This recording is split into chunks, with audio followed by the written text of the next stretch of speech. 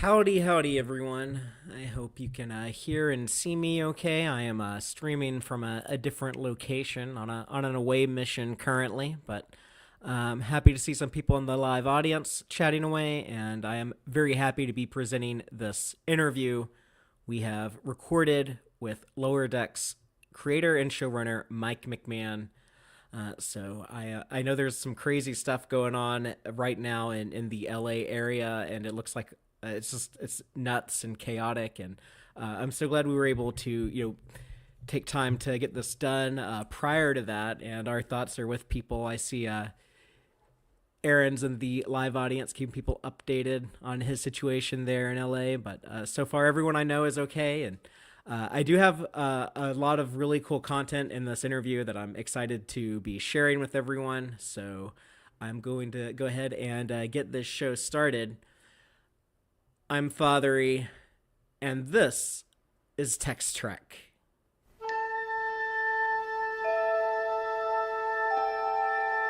Engage.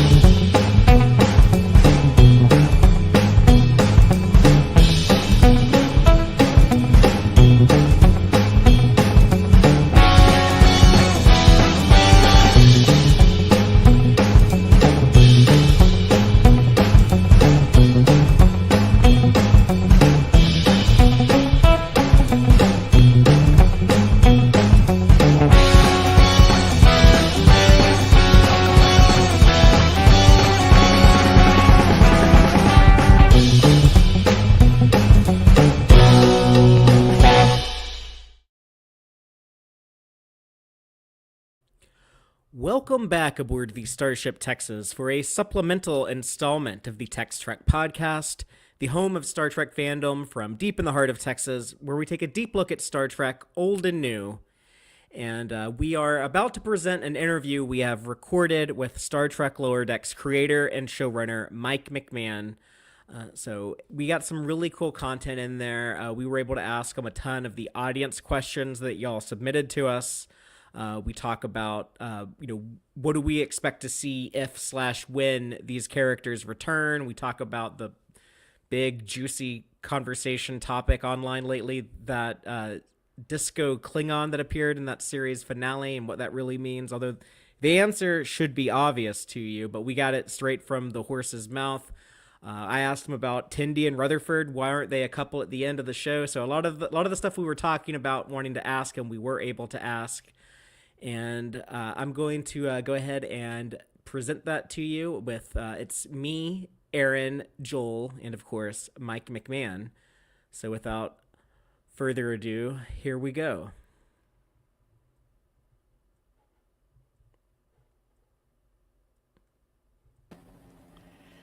Howdy, howdy, everyone. I am so happy to be joined by Mike McMahan today with Joel and Aaron. Mike, how the hell are you doing? I'm doing good. I'm excited for the industry to maybe let us make a lot more stuff this year than they did last year. And I don't know. I'm mixed because we just obviously aired the finale of Lower Decks the other day, and I guess a couple weeks ago at this point. Kind of doesn't feel real, but I'm really proud with everything we did. I just wish we were able to do twice as much of it. Yeah. Well, we appreciate you taking the time to sit down and talk to us about Lower Decks. We're going to ask you a lot of questions. So just starting off about that with, first of all, thank you so much for making time to come and talk to us fans, because we're dying to know so much. But sure. I got to ask you, if you knew going into season 5 that was going to be the last season of the show, was there anything that you really wish you could have done differently, or you would have done different looking back? Or No, I mean, we knew it was going to be probably the last season going into it. There was a little bit of, we kind of went through a phase of like, oh, it seemed like we might get a 2-season pickup, and that's where my head was. And then I've just been like, Lower Decks was, I created Lower Decks at the same time as I created Solar Opposites, and those were both my first show. So part of my kind of storytelling plan for it was I didn't want to plan out Lower Decks like it had to be a 4-season show or a 5-season show or a 6 or a 7. Like I wanted it to feel sort of like The Simpsons, where it could be eternal, but also challenge myself to have the characters grow and change and see where the show takes me at the same time. So like that's where you get Talin, that's where you get Kayshawn, that's where you get all these fun characters that you know you can't really keep in a show that resets its format every single episode. But what that resulted in was this final season wasn't designed to be a final season, like even though they told me this is most likely going to be your final season, there were still execs being like, I'm not 100% sure of that. Let us work behind the scenes, see what we can do. So there was enough hope to kind of give me the feeling of, I don't want the last 10 episodes to feel like a funeral march or a dirge. Like, even if this is the last season, the way I wanted to structure it was that you got another good season of Lower Decks that we were, with the storytelling mentality that we've been using the entire time. And then buy myself enough time to keep talking to execs, keep making a case, to get the show extended so that we didn't have to undo a big final season where it's like, funeral for a friend or something, and then we have to grow Boimler in a pod or whatever.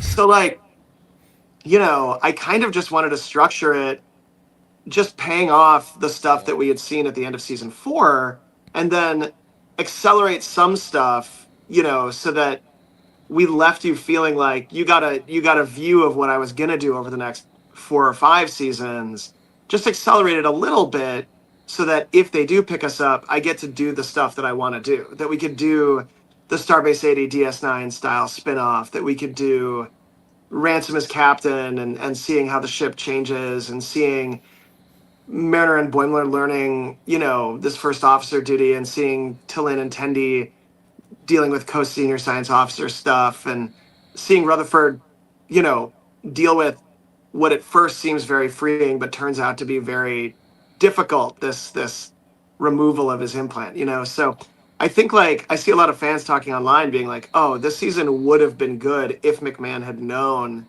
it was the final season. And it's like, well, actually I did.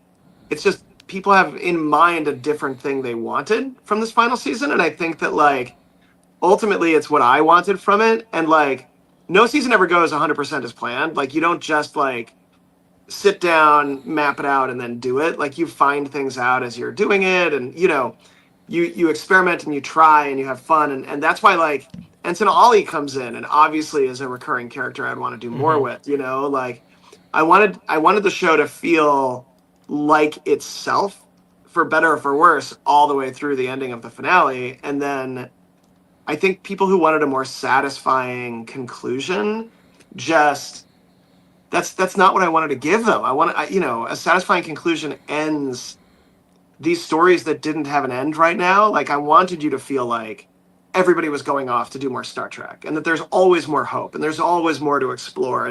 And not that you were robbed of getting to see it, but you're giving the gift of a thing not ending, that it's something you can take with you and wonder about. And that's why it feels like that. And so, yeah, the real thing is not the feeling people get that I didn't get to do this final season is more that I didn't get to do another 5 seasons. Like that's really what's going on with that feeling. Cool. Joel, do you want to ask about Yeah. Lily Sloan? Yeah, it was a big surprise seeing Elfrey Woodard in Trek again. How did you go about approaching her to bring her Lily back from First Contact? So that was a long road. It started with Frakes kind of befriended me before the show started, and this is the long answer. Sorry, I'll try to get there quick. We'll accept that. So I had run into Jonathan Frakes, who I was a massive fan of. I have a cat named Riker, who's 13, and I ran into Frakes when I was shooting the short trek with Rainn Wilson when he was directing a Discovery episode, and I think he was having dinner, I think, with somebody, I can't remember who he was having dinner with, but I interrupted the dinner. I sent them a bottle of sake and was just kind of joined their dinner whether they wanted it or not, and was chatting away with them about like being new to Trek, and they were so inviting. And I pulled up the pitch for Lower Decks on my phone and kind of showed them what we were about to take out. And Frakes like flipped, like he loved it. He totally got it, and he was like, "Can Riker be in this? Can I be in this?" And I was like, "Yeah, absolutely." That's why Riker shows up in the finale of season 1, because I'd gotten You through didn't season even 1. ask. Yeah. I was like, "Oh crap!" So then we had Frakes come in, and like I had him sign my Horgon, and it was like very sweaty and embarrassing, but also he was so funny, and he had such a blast, and there was such a good response that he went around and told all of his pals, like, Lower Decks is fun to do, like they're doing it right. And so that really opened up the doors for us. And then he invited me to a screening of First Contact that Alfred was sitting in the row in front of me, and it was like a crew and production screening in Hollywood. And I remember just sitting there being like I loved First Contact in theaters. Like it was a really great way to get non-Trek fans and Trek fans together. Like it was a good introduction to like, I need to check this out, just because it was such a solid movie. And just sitting there watching it with her, and I'd seen it a million times, but it just remapped my brain where I was just like, Lily Sloan rules, like this is so cool. And so when we were doing episode 9 of this season, when we Fisher Quest, this was an opportunity for me to like do a love letter to fans and fan fiction and alternate universe characters and AU in general. And like I just wanted to fill it with like a potpourri of mismatched, interesting legacy characters that I loved from, from a mix of series and movies, that there was no way with timeline shenanigans, because I didn't want to do time travel stuff.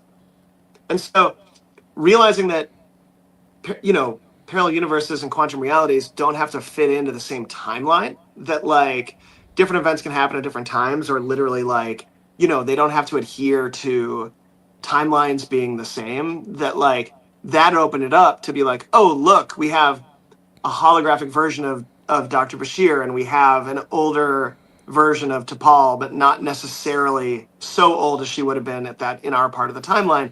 Because you don't want like elderly, like can't get out of bed T'Pol, you know what I mean? And you didn't want her to be like Charlie Bucket's family. And then like and then for Lily, I just thought it was like Lily, I was really sweating, because I was like, she's the perfect character to have accidentally been a different version of Zephyr Cochrane, where she developed the multidimensional drive, right? Like, and so I was so panicked, because I was like, the episode was written, it was really complex. Every single legacy character had a story in it.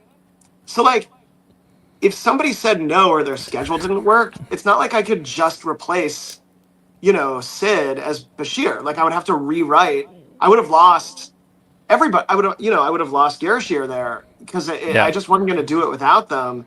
And the same thing with Lily Sloan, with Alfred. So like, I was like panicked. I remember talking to Brad Winters on walks, being like, he'd be like, "What are you going to do if somebody says no?" And I'm like, I literally can't come up with fixes for that until it happens, because it's going to fuck up the entire episode. If any one person, and he was just like, then that was a stupid thing to do. And I'm like, I know. It worked out. So what I did was I wrote personal letters to every single legacy cast that I attached to the script and sent to their reps, that not only described my personal love of the character and the way they performed them, but also what we were doing to honor them in this episode, the tone of Lower Decks in general, and honestly, like how little time we're going to require of their schedule to get them in. Like I was just doing everything to be like respectful, and also like, you can wear sweatpants. Yeah, exactly. And just like you're not going to have to be on set for a month. Like we can get this done, and it's going to be something really cool, and I think you're going to love it.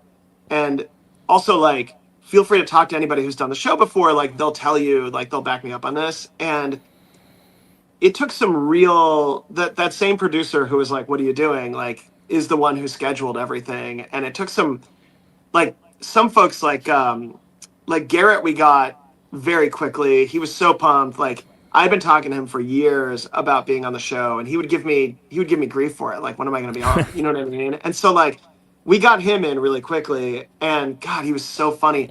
But for Sid and Alfred, like their schedules are so slammed. Like Sid wasn't even in the country. He was like filming Foundation or something like in another country for a lot of the year. And so it was a real nail biter. We already had color cuts come in, and like clock was ticking to get everybody in, and luckily Alfred was game and was really tickled by it and was so fun to get in there. But it was definitely the biggest challenge we've ever had, both scheduling wise and like navigating reps and explaining what this was and all of that stuff. And I even had I had Frakes reach out to Alfred as well to he texted her for me to be like, this is a cool thing to do. This is not going to be a waste of your time. Cool. Nice. Cool, nice. Yeah. It's like I talked for like an hour, and it's like, yeah, all right, that checks out. Well, Aaron, We don't wanna Aaron talk has a over question you. for you. Yeah, okay. So Lower Decks feels very much like a living entity, kind of like what you were talking about earlier. It's like an improv show where you're yes-anding everything. So it feels like it could kind of be unexpected. Like, is there anything about the show that you didn't expect for it to go, like, or a specific plot line that was like, well, I never thought of that. It just organically happened. Yeah, I think like, a lot of plot lines happened like that. You know what I mean? Like I think Boimler was going to be a foil for Mariner for a lot longer than ended up being. It was just so useful to have two characters with that comedic friction, but like finding the characters with Tawny and Jack and like seeing their friendship grow as we were writing the show made me realize that they could still be funny without being foils for each other, And like it was fun to watch that happen. Originally, Rutherford and Tendi weren't going to be paired up. Like they weren't going to be best friends. That was something I found out in the animatic of the first episode. Originally, Rutherford was going to be our in on how do lower deckers socialize. And you see that in the pilot where he's like on a date, And I remember like that made it all the way through script, story, table read. The first animatic came in, and I was just like, I don't like this character. I don't want to watch this guy go on bad dates like Seinfeld, like Yeah. Or Geordi. yeah. Well, like imagine if Geordi was all dates and no engineering. Like that was a bad idea. How do you roll under the door on a date? Yeah. Yeah, exactly. And so that's why in the there's this moment in the first episode where like Barnes doesn't care about a little bit of engineering and Tendi does. And that came in like really late in the process. And the second I did that, it was such a relief. Like it was like, that's what these characters are. That's who they are. I love that made me laugh out loud. That's who I want to write for years, And like sometimes the math is all working in your head, and then it's just your instinct when you're watching the cuts is like, this sucks, like, but I don't know why. Like the math was right, and that's why I think like just writing and being creative in general, you have to hold on loosely a little bit. Like you have to have a plan, but then like admit when you're wrong, find like, be your own worst Can't be enemy too precious about sometimes. it. Yeah, because like, I didn't plan. The first season was like every episode we were finding, we were learning. We didn't plan. I think Badgie I knew I wanted to do really quick, but I didn't. The Packlets came in at the end of the season because I was like, all right, we might only get to do 20 episodes of this show. Like, I want every episode to like really have the Star Trek DNA. And one of the things we haven't done is something with meaning. And like the Packlets were like about the rise of fascism and how, all of these neo-Nazi losers used to be a joke. And if you aren't vigilant, they get power again. And it turns out that I was a little prescient about that. And Thanks, so, Mike. Yeah. but even if they're fucking loser, dumbass, weirdo, like even if they say the dumbest shit doesn't make them less dangerous. Like that was the point of the Packlets. And like, so I couldn't have, if I hadn't have written 9 episodes before then, I wouldn't have thought of that. You know what I mean? So like it's the spirit of the show always has to be there. You always have to be careful with the characters. Don't feel like you're fucking with the audience, but at the same time, be open for the, Wage Dudes showed up second season out of the blue because I was like, oh, we can do this because we're animation. And then we found Talin in that episode. And I was like, oh, we got to add her to the show, but not super fast. And then like everybody else caught up to that and loved Talin. And I was like, fuck, we should have done it a little faster. But like, it's at the same time, it's like, that's what I'm going to miss about Lower Decks a lot is like all the stuff I don't even know was going to come. You know what I mean? Like all the stuff we find while we're doing it. Well, there was also a lot of obvious, foundation world building that went into creating the Cerritos and that kind of the community on the ship. And there's so many characters, like Lundy, Towel Guy, Fedorov, the MERP aliens that your show created, those blue dudes. Yep. So I gotta ask, it seems like the show just kind of slowly revealed more and more of that to us, but it seems like so much of it was like thought out ahead of time. Were there characters or aliens or anything that like you put serious developmental like thought into that we never got to see explored or fleshed out on screen? Yeah, I mean, you see some of them in the season 2 episode where Boimler's on the Titan, and there's some interesting species in there. I wanted to flesh out more. Miglimo, I wanted to do a lot more because I really thought, like, when I travel, it's always like, what restaurants are we going to? And I loved a species that was their whole thing, and I wanted to do more with that. I wanted to do more with the whales. With the MERPs, there's actually the MERPs background was all developed by Brad Winters. He has a whole plan for it that was going to slowly play out across like 10 seasons, and people haven't picked up what we were doing with them yet. But there's lots of little clues in there. And the part of it is that we can't just like throw alien names out and stuff. Like people ask me on Twitter, like, what's this person's name? And I'm like, oh, like a background character, like what's their species name?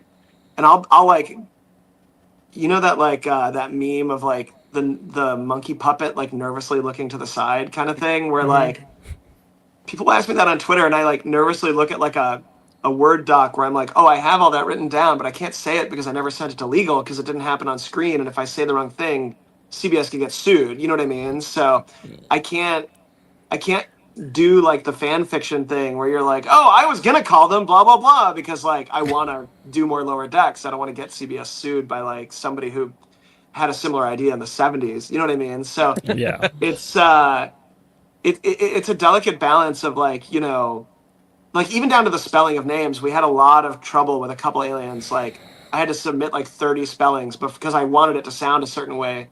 And they kept being like, nope, there was a movie from 13 years ago where a side character was named this. It's like, shit, fuck, what if I add an extra S to the end of Shax, and Another apostrophe. Yeah, exactly. So, you just want to like, it's all, you want to plan all this stuff out, but like, you also just, there's not a lot. Like I wanted the Cerritos to feel like, anytime we went to a new area, you weren't like, no, the ship's too small for that to have been there. Like, remember the whole kerfluffle with like how big the turbolifts were on Discovery? Like, and like, I think that was just, there's just like a vibe you get off of the size of a ship that like, you can believe anything as long as it's kind of represented. And, that's why we put like tons of windows that you don't really need, that don't make a ton of sense. And like the scale of the Cerritos when you put it next to the Enterprise Like D is like room. Yeah, exactly. And like, where is that room from? Yeah, where's that we realized that like, halfway through. Well, there was a lot of like angling the windows and like, anyway, the like I think like we were down the line on that episode and we had to like change the angle of his windows for it to make sense. But anyway, you just want the Cerritos. I wanted the Cerritos to feel like we could go 100 seasons and you wouldn't be weirded out if we ended up in the barbershop. You'd be like, oh, that's, or Cetacean Ops is a perfect example that like, you were like, oh, yay, Cetacean Ops. You weren't sitting there being like, they said this couldn't exist, like, so the Cerritos being big meant that it has to be full of aliens we know, aliens we don't know, humans, like all sorts of background people. And that as the show goes, it was fun. Like I was always a big fan of the Star Wars, like Tales of Jabba's Palace and, books that kind of like build out, oh, what's the story of the Wolfman drinking coffee? You know what I mean? Like I think that's really fun stuff. And I actually I had this idea of writing a fan fiction book called Tales from the Back Half of Admiral Akbar's Ship, where it was like about a bunch of characters you don't give a shit about.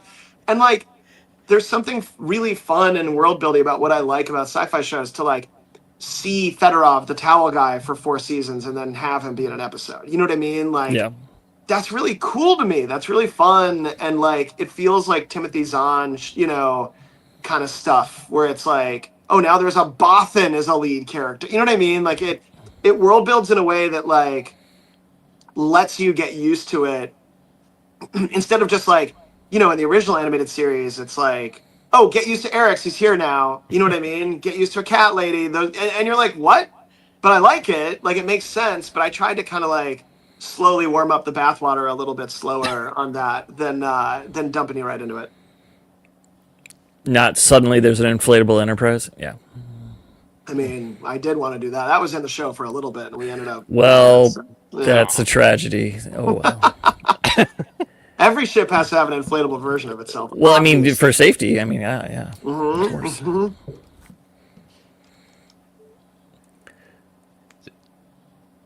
Okay. It's your podcast. Whatever you want. Yeah. Whatever you want. I could actually follow that up with the TAS question if you want. Yeah, why don't you just do that one? Okay. Just do it. So- dude. Just get it out of your system.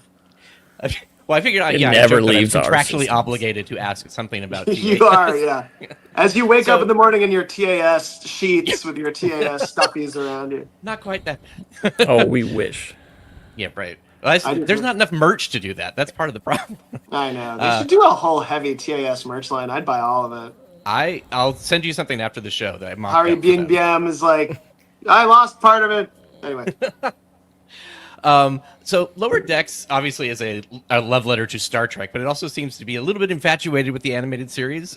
So even the notes in the beginning of the theme are kind of reminiscent of the TAS theme. What do you find? What do you enjoy about TAS? What are you so fond of?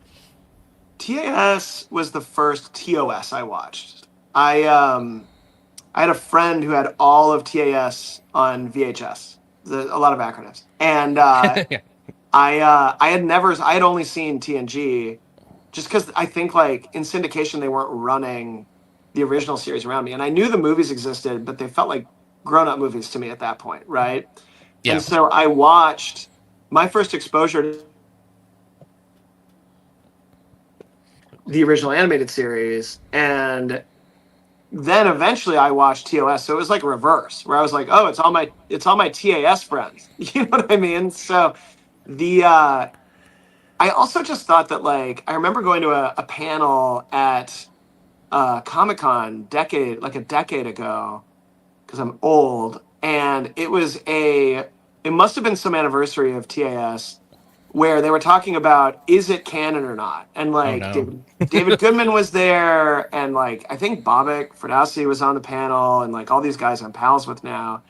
And there was a girl sitting in front of me literally eating her hair the whole time, so that's Comic-Con is a delight. But but I remember sitting there being like, why wouldn't it be canon? And like, this is annoying to me. You know what I mean? Yeah. That like it's scripts from TOS, it's actors from TOS, it's designed like they're shooting it. It's not that different. And so I just thought, oh, if I get my own Star Trek, wouldn't it be fun if everything that was important about Star Trek to me was treated as important, as much as these other shows treat what's important to them, And that's why you get a ton of TAS in Lower Decks, but it's also why you get Packlets. It's also why you get exocomps. You know what I mean? Like, Yeah. it's why you get Bajorans, and I think that like everybody's Star Trek has to be a personal thing for them when they're show running it, and then you make a show around that. And for me, TAS just happens to be as canon as TOS. So like, if you think Kirk and Spock are important, then I think the cartoon versions of them are important. So it's just all part of that DNA. Plus, I just thought it was clever to be like, oh, we're doing another animated Star Trek. Prodigy didn't exist when I was pitching, so like we were Right. going to be the animated Star Trek. Yeah. So I just knew there was going to be some light cast on TAS for the first time in a long time. Mhm. So like, why not enhance that by having Dr. Tana? You know what I mean? And like having those designs come in like very early on in the first season. You're seeing Vendorians and stuff like that. Like, Pandorian was great. yeah. like. Oh yeah, And the second our- Cool episode. design too. Second episode, and like those designs are great. They really hold up, and like we slightly enhanced them to be like, what's the lip flap on these so you can tell they're talking, like, but like trying to keep like when the Vendorians transformed, keep the look of the effect, and stuff like that. Like nobody's asking for any of this stuff on Lower Decks, but that's why it feels so charming and fun, I think, is like the care we put into it was not asked for. It's not, people are always accusing it of being member berries, but it's like, guys, something isn't member berries if nobody fucking wanted it and they were arguing on if it was canon at all. People were like, this isn't canon. And then they see it in our show and they're like, oh, it's member berries. They're just appealing to what we want. And it's like, motherfucker, you didn't want this last week. Get out of here. Read my book. It's canon. No. Yes, fixing the Actually, we wanted Kazuntie's to posture. mention Lower Decks in the book, but at that point, I think the title hadn't come out yet, or publicly, or No, something. So we were allowed to just say it just says a new animated show or something like that. Yeah, well, you wouldn't have known how much CIS was going to be in there either. Like, it was going to be fun. I did reference your book a lot when we were, especially in season 2, I think. That's cool. I love, just because like I like the thinking that led to the design of stuff. I like to try to like have that in mind when we're designing stuff too. I want to ask you about that. I've been showing all of Star Trek to my girlfriend, who's a new Trekkie, and we watched the animated series. Where I'm currently showing her Lower Decks. She's only in season 4, so it hasn't finished yet. Pretty deep but in. She was really happy that Lower Decks brings back a lot of animated series stuff because she's a big fan of animation in general, and she wanted me to ask you what did you enjoy most about revisiting the animated series? I think it's always a funny surprise to build out the world of the animated series. My favorite moment of it was when we took this like sad little lizard alien and we made him a bouncer and like a tough guy. That was the dude that David Gerald voiced. That was the Triples creator. Yeah. David Gerald voiced him. EM3 Green. Yeah, so I like taking the animated stuff and turning it into a thing you don't expect, like the Blue Orions, like being a different group of Orions on Orion. That it wasn't a mistake. So like, that's kind of nice. That's cool. Just adding a little more texture to it, where it's not just like, hey, it's these guys again. That it's kind of what Lower Decks does for everything, where it's like it's this but plus, right? It's this but like their stories are real to them, and there's stuff to explain that makes sense. Of like, oh yeah, like not all Orions have to be different shades of green. You know what I mean? Like I think that's interesting and fun, and it just. Again, it's like something I like that a thing that nobody asked for, and then you do it, and it's like if you know it, that's a fun treat for you, and if you don't know it, it's just a fun part of the show. It's texture, like you get both. Zahn. Yeah, you get Zahn reference to there. That was the best. She also wanted me to tell you that Those Old Scientists was her favorite episode of Strange New Worlds. I mentioned to her that you were involved with that, and. She wanted me to ask you, is there any chance that you might do any collaborative work with Strange New Worlds again, now that show is still in production? The Strange New Worlds guys have had me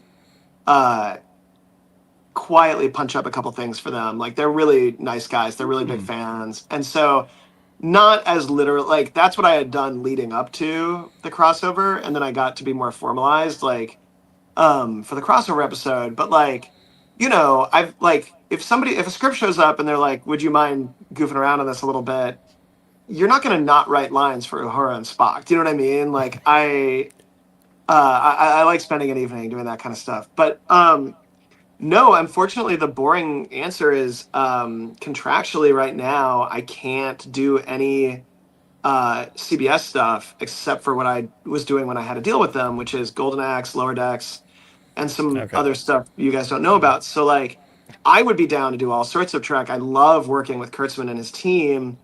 I have a really good relationship with those guys, and I feel really heard when I'm working with them. And so, we've had lots of discussions about, like, what's next for me with them. But unfortunately, like, the TV side of things, I currently can't develop anything new with them and work in those worlds. So it's a bit of a bummer for me, but, like, I had made sure no matter what I'm doing that Lower Decks can't be taken away from me, So, like, if we had kept doing Lower Decks, I could have kept working on that, like, ad infinitum. But other stuff, I know it's a boring answer. I'd love to do it, but I just can't right now.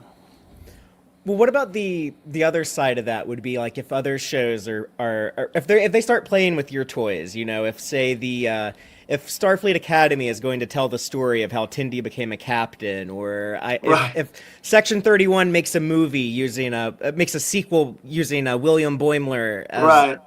with Michelle Um, Yeoh or something like that. You know, I have different thresholds for it, and I think it's just because I'm a brat. Like, if somebody was like, "We're gonna tell stories with Mariner and Boimler and Tendi and Rutherford," I'd be like, "Why? Why would you do that? They just canceled my show. I would rather do that." But if they were like, "Can we?" Like the comics folks were like, "Oh, can Jackson Lansing and Colin Kelly use Shax in their comic?" And I love those guys, and like I was like, yeah, use young Shax. That's really cool. Like I'm not going to do a lot of that in the show because Lower Decks has a certain amount of fighting fascism that you can get in it before it starts to get too serious, you know? So like that I'm super happy with. Continuing the stories that Lower Decks is telling for our leads, that feels too fresh for me. Like I'm like, no, if you want to do that, just let me make more Lower Decks. You know what I mean? Like let me do Right. it. Cause like I love Tawny and Jack, but like I'm also and like look, you saw them in that crossover episode. Like they added an, an Oh yeah. amazing amount of comedy and character to that. But like to me, it's like working and collaborating with them is how you get what you like of these characters right now. For me, um, if one of these other shows wanted to take, like a character that wasn't a lead and build it out. You know what I mean? Like if somebody was like, we want to do an Orion show and we want Tendy's sister involved or something, like I'd be like, fuck yeah, that's the coolest thing I ever heard in my life, you know? But I do still feel like I didn't get to spend enough time with these characters. And because, like I was telling you guys earlier, half of it is planned and half of it is found. I worry that like without me being there to find the things that are right and have that instinct that you only get the plan, you don't get the found, you know, and it might be, it might just be me being, I might be being selfish about that or just overly precious, but that's just where my head is right now on it, you know, and that's why I'm so careful when we use Deep Space Nine characters or like, you know, we use anybody's other characters that like we're having fun with it, but we're trying not to fundamentally put our own stamp on it as you know what I mean, that like changes it a ton. And so I think my mentality of how I treat other people's characters is kind of how I want them to treat mine, at least for now, you know. And you also got to do the things they kind of wanted to do but didn't really, like Gashir. I mean, that was Garashir, yeah. beautiful. Yeah. I mean, Garashir wasn't mine. Like Garashir already existed. I just put it on screen. Well, yeah, I know, So- but it was but beautiful. yeah, It I was made them great to see. AU. I made them AU so that you could have both. You could have What? No, yeah, yeah, yeah. Like there's something intrinsically cool about Garashir being sort of there, sort of not. You know what I mean? Like there's something yeah. tantalizing about it. And then full on Garashir felt great. Like married Garashir were that's why I made them already married, not getting married. You know what I mean? Like Yeah. Yeah. that we're coming in late on it The old felt married couple. great too. Yeah, like original Garashir to me feels like two people that don't know that they're going to get married and you're going to get to watch it. Like that's a different Yeah. vibe, and I don't want to erase that either. Or for people who don't feel like they should get married, like everybody should be able to enjoy it. You know what I mean? Like it's.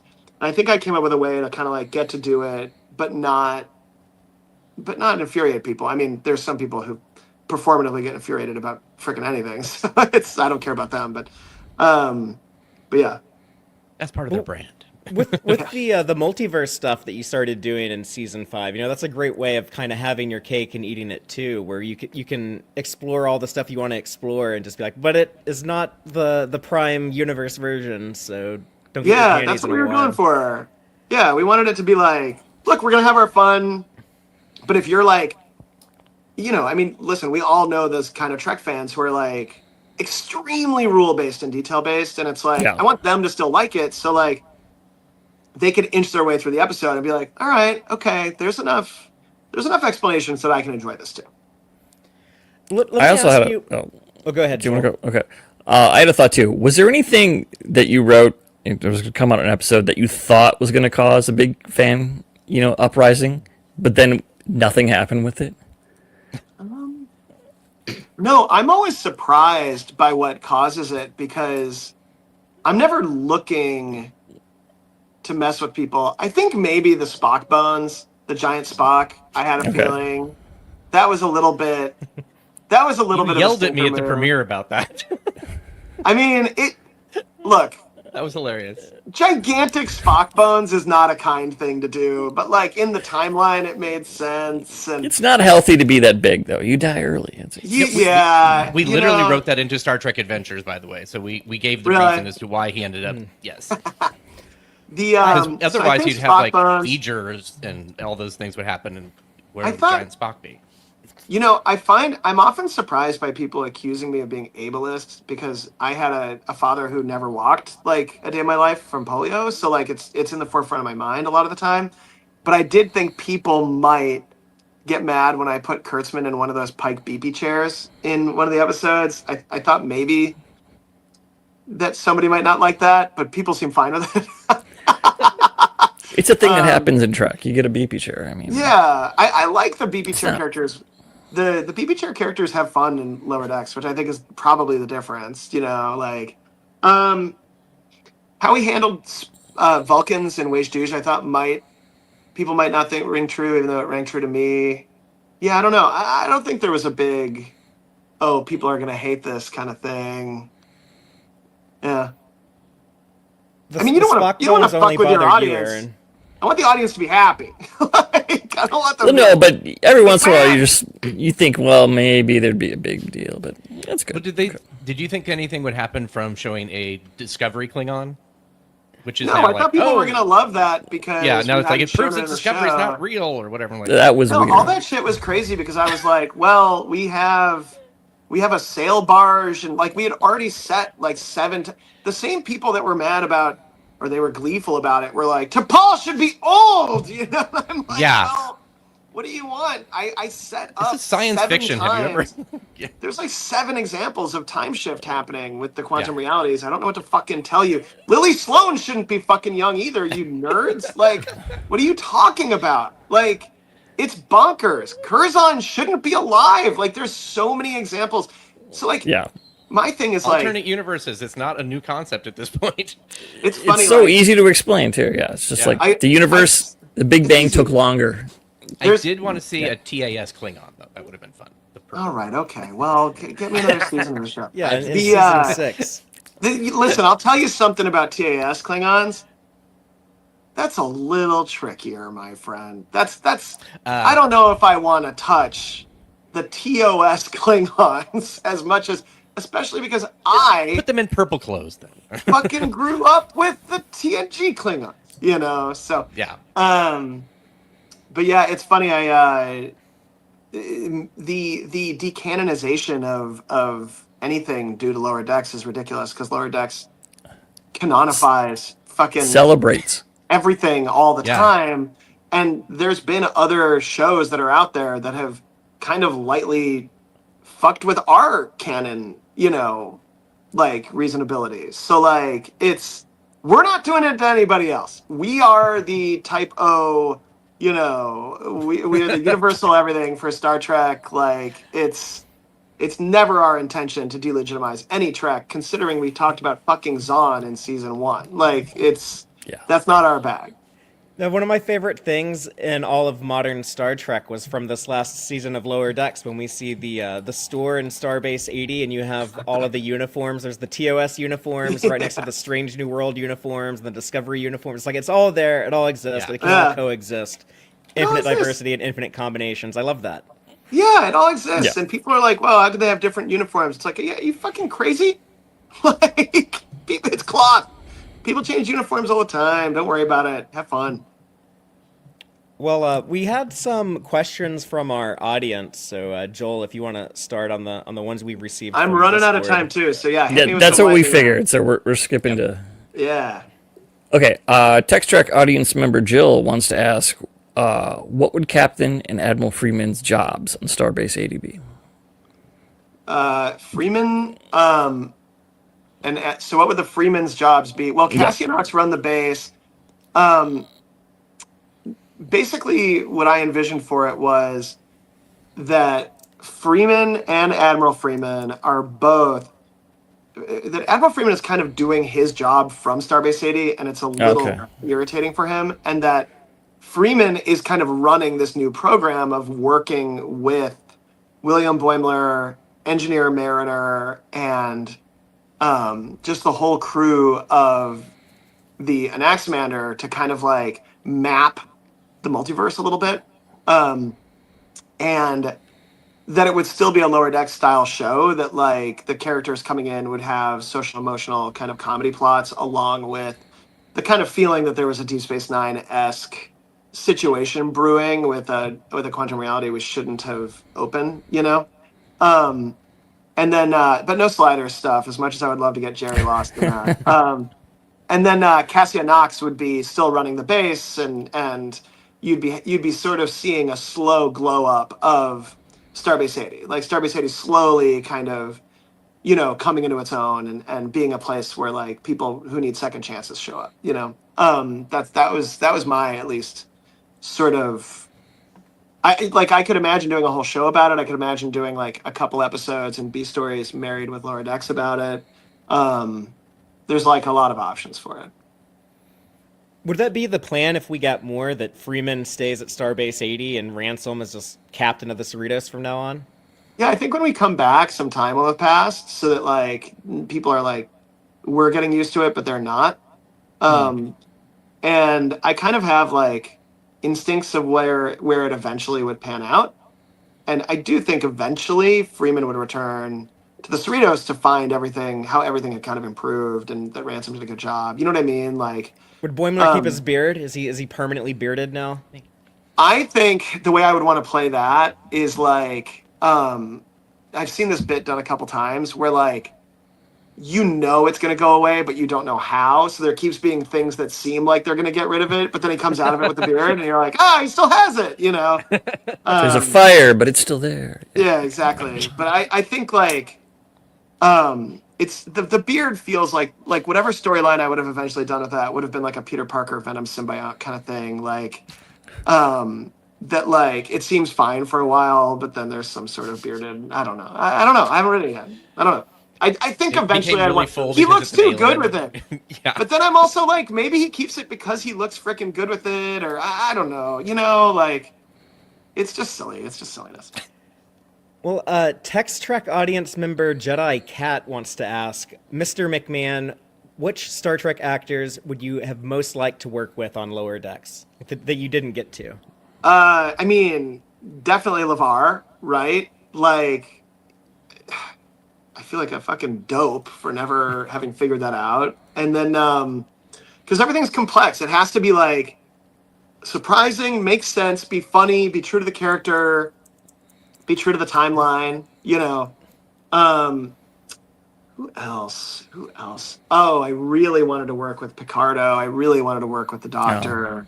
But then talking to the Prodigy guys, they wanted to work with him as well, and that made more sense because their show is a Voyager show. So they mentioned the Cerritos, though. They do. Well, I think they thought that I was going to use him, and they didn't know that I was going to completely rewrite him out of the show. That's why Miglimo ended up being Tendy's senior science advisor. That was a whole plot line that had to change because of that. But I think like they didn't really. I think in their heads they didn't believe that I was fully going to change the show to make sure to protect their show. Like I think all animation people are used to people doing whatever they want. Yeah. But I was really touched that they had to make a reference to it. And then I don't know. I mean, I really wanted to Paul in there. I'm so glad I got her in there. Yeah. At the 11th hour, and then you know, I mean, what if we had gone on forever? Like we could have gotten the whole TNG crew in there. We could have gotten, you know, lots of interesting folks in there. I think I would have just kept going and trying to find like these little side characters that were fun. I'd get Roga Danar in there to fuck shit up. You know what I mean? Like, but yeah, I don't know. You mention him though. You name drop him early on. Yeah. We do. Yeah, he gets in there pretty early. Roga Danar's a badass. That was a cool deep cut. Yeah. Well, you know who does the deepest of cuts is Roga Danar when he gets your ass. Cuts you up. Or the clown from Voyager, apparently. I know, yeah. I liked getting every Voyager episode nobody wanted us to reference all in one episode. Another question we got, long time Tex-Trek audience member, some dude called Aaron Waltke, speaking of other animated Star Trek shows. He wanted us to ask you, if you had to pick one character from Lower Decks to show up on Prodigy, which would it be? Peanut Hamper. You guys can have her for as many episodes as you want. She's gonna be she's gonna be swearing and like, she's gonna be She'd like, love Murph. She'd love Murph. she's gonna try to kill Murph for no reason. She's just afraid of Murph. You guys can deal with Peanut Hamper as much as you want. She's from now on, when Prodigy comes back, Peanut Hamper has to be in it. It's set in stone. Thanks, Aaron. We'll let them know. Tex-Trek audience member Cassie Mack wants to ask, were there any Temerian phrases that were written but didn't make it into an episode? No, because every Temerian phrase is so fucking hard to write that, like, if I figured one out that I liked, that was used. Like, no Temerian. It's so hard to write Temerian and have it make sense and have it be funny and, like, use Temerian that already exists. I have a whole file of Temerian I've freaking written. No, but I did want to do a whole Temerian episode where we never translate anything. It's like a Data's Day with Kayshawn. That'd be fun. Oh, that would. And like, then he just, everybody that his universal translator is turning everything into Temerian from everybody else all over the ship. And it never got there because like, it sounds really hard. So You just make stuff up and tell fans, no, it makes sense. You you would have to like write the whole episode and then translate it into Temerian so that like, if somebody said wait, and then they had to say wait later in the episode, that would have to be the same Temerian. You know what I mean? Like, and then any Temerian we already created. So like, and so it would have been subtitled, I think, maybe, or like, or maybe just do the whole episode and never translate it and just have to write an episode that really relies on a simple visual story. So the Temerian is kind of all the fun of it. But yeah, that's where I am with the Children of Tama.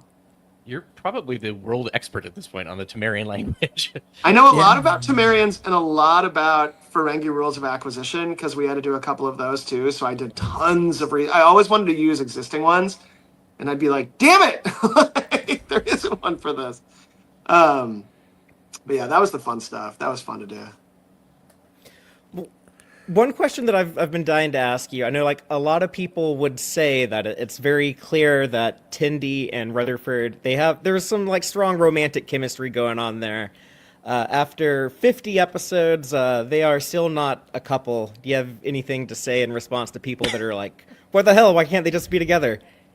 Yeah, I think like a lot of that was in conversation with Eugene and Noelle, because I did sort of want them to get together, and we do play a game all the time that like they are clearly in love, but the way that their love represents itself is through respect and engineering and being colleagues, and like that they are physically attracted to each other, but not in a way that they want to ruin what they have, and like that it's, everybody has these different ways of, like, there's no one way to love, right? Like, I think we all know that. I think there's people out there who would not agree with that. And, I think narratively, like, a lot of I'm about to get gross, but like, a lot of movie narratives are like mapped out on sort of like a sexual conquest kind of format where like you have to climax at a point of the movie and then like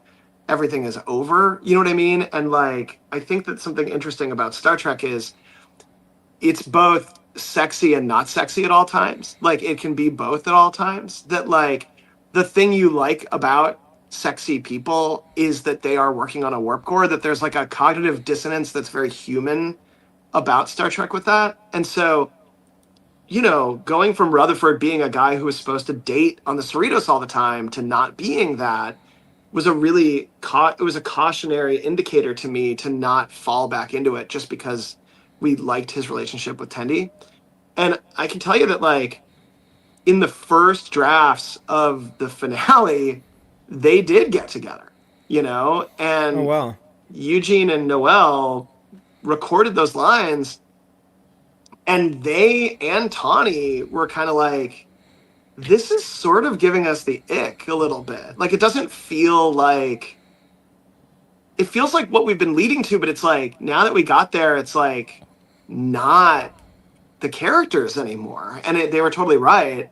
And there was this scene in the bar in the finale where I rewrote it like 100 times, and Eugene kept coming in to record it, where it was like, he enters without the implant, and then stuff would happen, and there was like, I'm not even gonna say what it was because like I think people would have hated it, but like, when we finally got to this moment where like Eugene doesn't have the implant, he's experiencing emotions he doesn't understand, and it's unclear kind of where that's gonna go, but like, to me, where that eventually ends up is, if I had been able to keep writing it, is that there are feelings that Rutherford's having that he's not into, and it's not really him. That there's like, his implant had caused other stuff to happen with his brain that we were going to have to explore as the seasons were going forward, and that like his true self was the one that the implant was letting him be, that it wasn't turning him into something else. You know what I mean? And that like, there was a bit of like a going through puberty, like you're not in control of your own hormones kind of stuff, like allegory that was going to happen. But like,